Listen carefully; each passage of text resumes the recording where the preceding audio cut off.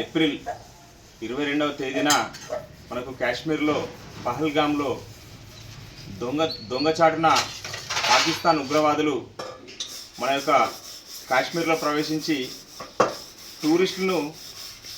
అమాయకమైన టూరిస్టులను హతమార్చడం జరిగింది. వారు ఎంజాయ్ చేయడం కోసం, కాశ్మీర్ యొక్క టూరిజాన్ని ఎంజాయ్ చేయడం కోసం అక్కడికి వెళ్ళి వారు ఆనందంగా ఉన్న సమయంలో ఈ యొక్క టెర్రరిస్టులు వాళ్ళని హతమార్చడం జరిగింది. వారు హతమార్చుతున్న సమయంలో అక్కడ ఒక భార్య తన భర్తను చంపిన తర్వాత నన్ను కూడా చంపేయి, నేను బ్రతికి ఏం చేస్తా అని చెప్పేసి అన్నప్పుడు అక్కడ ఉగ్రవాది నవ్వుతూ వాళ్ళు ఎంత చులకనగా, మీరు మోడీతో చెప్పుకోండి, మోడీతో చెప్పుకుంటే మీది ప్రాబ్లం సాల్వ్ అవుతుంది అన్నట్టు వాడు వెటకారంగా ఉగ్రవాది మాట్లాడిన సందర్భం ఉన్నది. అటువంటి సమయంలో ఆ యొక్క మహిళ మన యొక్క భారత ప్రధాని మోడీ గారితో ఇదే విషయం చెప్పడం జరిగింది. మీడియా ద్వారా చెప్పిన వెంటనే మోడీ గారు దానికి స్పందిస్తూ ఏదైతే ఏప్రిల్ మే 8వ తేదీ నుంచి మన యొక్క కార్యాచరణ తీసుకోవడం జరిగింది.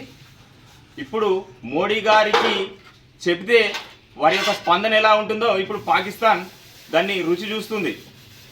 అంటే భారతదేశం స్పందిస్తే ఏ విధంగా ఉంటుందో ప్రపంచ దేశాలన్నీ కూడా ఇప్పుడు భారత్ని గమనిస్తున్నాయి. భారతదేశం సామాన్యమైన దేశం కాదు. భారత్ తలుచుకుంటే ఏం చేస్తుందో ప్రపంచ దేశాలన్నీ కూడా ఇప్పుడు మనల్ని గమనిస్తున్నాయి.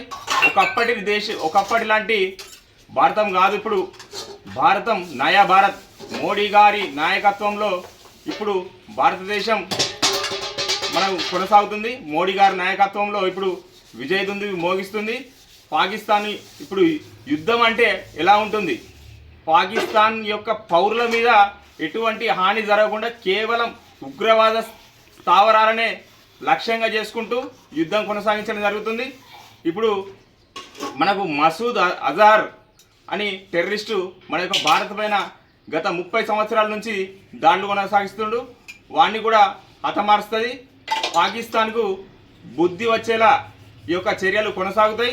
అలాగే 70 సంవత్సరాల నుంచి ఎటువంటి దాడి జరిగినా కూడా మనం ఓర్పు, సహనం అనే వాటితోనే మనం నడిచింది నాయకత్వం. కానీ ఇప్పుడు నడుస్తుంది మోడీ జమానా.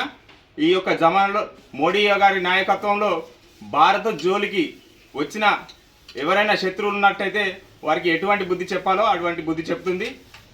మోడీ గారి నాయకత్వం వర్ధిల్లాలి. భారత్ మాతాకి జై.